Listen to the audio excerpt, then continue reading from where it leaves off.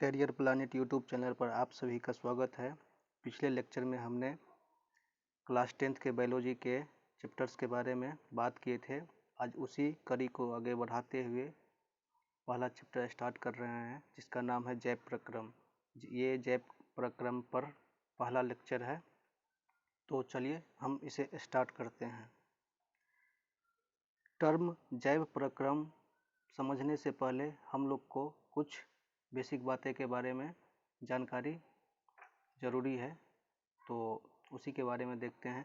सबसे पहले हमको सजीव और निर्जीव में क्या डिफरेंस है, इस बात की जानकारी होनी चाहिए। तो इसके लिए जब हम अपने चारों ओर एक बार नज़र दौड़ाते हैं तो विभिन्न प्रकार की चीज़ें हमको दिखाई पड़ती है, जिसमें दो चीज़ होती है, एक सजीव और दूसरा निर्जीव। जब हम निर्जीव की तरफ देखते हैं तो हमें दिखाई पड़ते हैं आकाश, पहाड़, मकान, दुकान, जूता, चप्पल, थाली, लोटा और भी विभिन्न प्रकार के कई वस्तुएं दिखाई पड़ती है। वहीं दूसरी ओर जब हम देखते हैं तो हमें पेड़, पौधा, कीट, पतंग, जानवर इत्यादि सजीव वस्तुएं भी दिखाई पड़ती है। सजीव और निर्जीव में मूल अंतर यह है कि निर्जीव में आणविक गति नहीं होती है, जबकि सजीव में आणविक गति होती है। इसका मतलब ये हुआ कि निर्जीव गति नहीं करती है तथा सजीव गति करती है। सजीव में वृद्धि होती है। जैसे जब हम दौड़ते हुए कुत्ते को देखते हैं, जुगाली करती हुई गाय को देखते हैं, तो हमको पता चल जाता है कि ये सजीव है।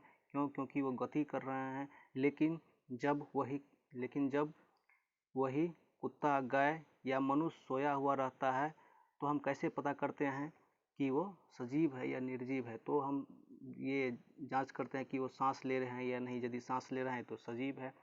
ठीक उसी प्रकार हम बात करते हैं पौधा की। तो पौधा के बारे में हम ये कैसे पता करेंगे कि ये सजीव है या निर्जीव है? तो आप में से कुछ लोग बोलेंगे कि पौधे का पत्ती हरा होता है, जिसके कारण पौधा को सजीव मानते हैं। लेकिन सभी पौधे के पत्ती हरा नहीं होते हैं। कुछ पौधे के पत्ती लाल और भूरा रंग के भी होती हैं, फिर भी ये सजीव है। क्योंकि इसमें जैविक क्रियाएं होती है, इसमें आणविक गति होती है और इसलिए ये सजीव है। सजीव में विभिन्न प्रकार के कार्यों के संचालन या संपादन के लिए जैविक क्रियाएं होती है, जिससे जीवन सुगमतापूर्वक चलता है। लेकिन निर्जीव में ये चीज़ नहीं होती है। निर्जीव में जो जैसा है वैसे ही बना रहता है। जैसे कि हम जब एक पत्थर को देखते हैं तो पत्थर आज भी और 10 साल के बाद भी उतना ही बड़ा होता है, उसमें कोई वृद्धि या गति नहीं होती है। इसीलिए निर्जीव और सजीव में आपको पता चल गया होगा कि मुख्य अंतर क्या है। मुख्य अंतर यह है कि सजीव में आणविक गति और वृद्धि होती है, जबकि निर्जीव में आणविक गति और वृद्धि नहीं होती है। दूसरा बात हम लोग को इस पे ध्यान देना है कि जीवों का शरीर विभिन्न प्रकार के कोशिकाओं से मिलकर बने होते हैं। उस विभिन्न प्रकार के कोशिकाओं में कोशिकांग होते हैं। कोशिकांग क्या होता है, इसके बारे में हम पिछले कक्षा 9th में देख चुके हैं और इसमें भी देखेंगे। विभिन्न प्रकार के कोशिकांग होते हैं। इन्हीं कोशिकांग में इसी कोशिकांग में न्यूक्लियोप्रोटीन नाम की एक प्रोटीन होती है, जो जीव द्रव के निर्माण में सहायक होता है। जीव द्रव किसी भी जीव के जीवन का भौतिक आधार होता है, जिसमें जीवन के सारे गुण विद्यमान होते हैं, मतलब मौजूद होते हैं। तो अभी तक हमने देखा कि सजीव निर्जीव में अंतर क्या है। दूसरी बात, प्रत्येक जीव का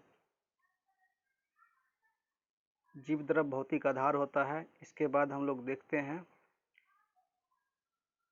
हमारे पर्यावरण में विभिन्न प्रकार के जीव पाए जाते हैं, जिससे हमारे पर्यावरण पर केवल एक ही जीव का नियंत्रण नहीं होता है और उन जीवों को अलग अलग प्रकार की भोजन की ज़रूरत होती है। लेकिन जब शरीर में ऊर्जा होता है तो ऊर्जा एक ही प्रकार का होता है। तो उसी के बारे में बताया गया है यहाँ पे कि पर्यावरण पर केवल एक ही जीव का नियंत्रण नहीं होता है, उसमें ऊर्जा के विभिन्न स्रोत, मतलब मान के चलिए गाय घास खाती है लेकिन कुत्ता मांस खाता है, लेकिन दोनों के शरीर को ऊर्जा की ज़रूरत होती है, जिनको ये अपने पर्यावरण से ही प्राप्त करते हैं। लेकिन इनका शरीर इन विभिन्न स्रोतों से प्राप्त ऊर्जा को समान ऊर्जा में परिवर्तित कर देते हैं और इस तरह विभिन्न जीवों को समान ऊर्जा की ज़रूरत पड़ती है, जिसका प्राप्त विभिन्न प्रकार के स्रोतों से होता है। आगे, कोशिका जीवन की संरचनात्मक और क्रियात्मक इकाई होती है, ये बात हम पहले ही पढ़ चुके हैं।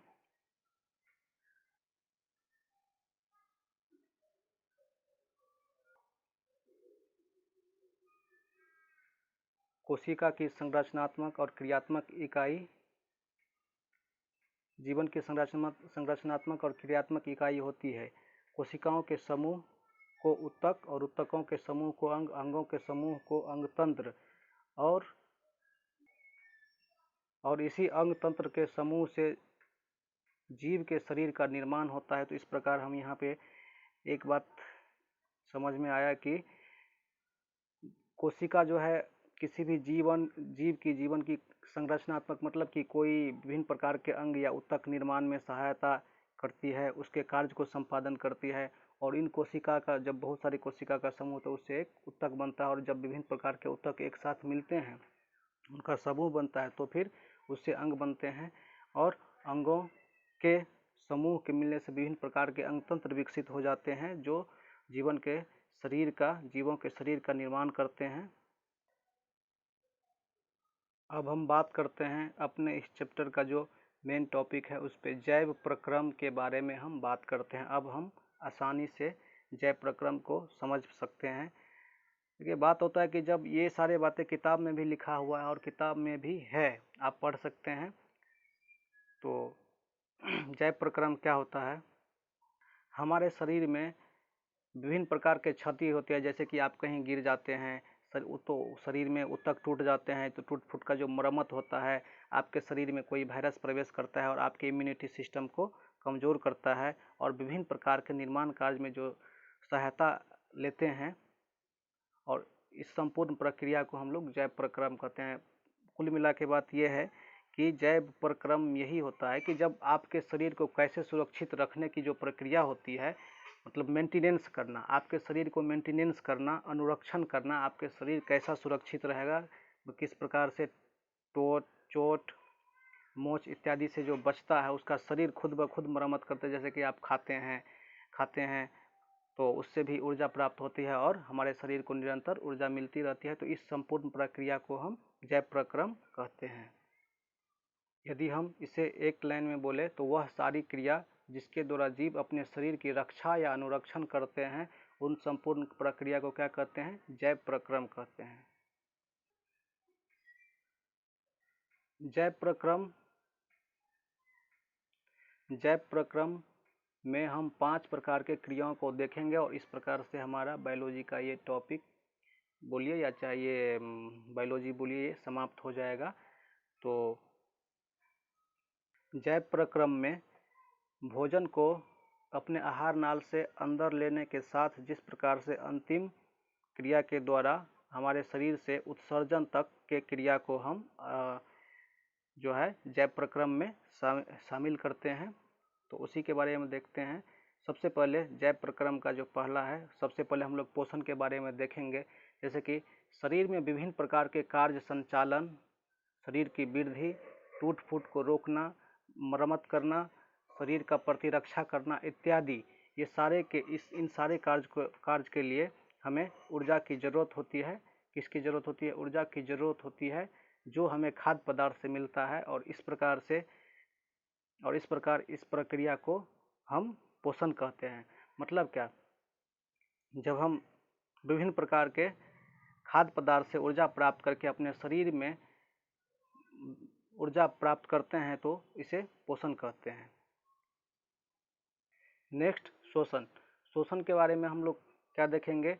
हमारा जो दूसरा टॉपिक या चैप्टर होगा, दूसरा टॉपिक होगा शोषण में शरीर के आंतरिक भाग में ऊर्जा की जरूरत होती है, कोशिकीय शोषण और अकोशिकीय शोषण।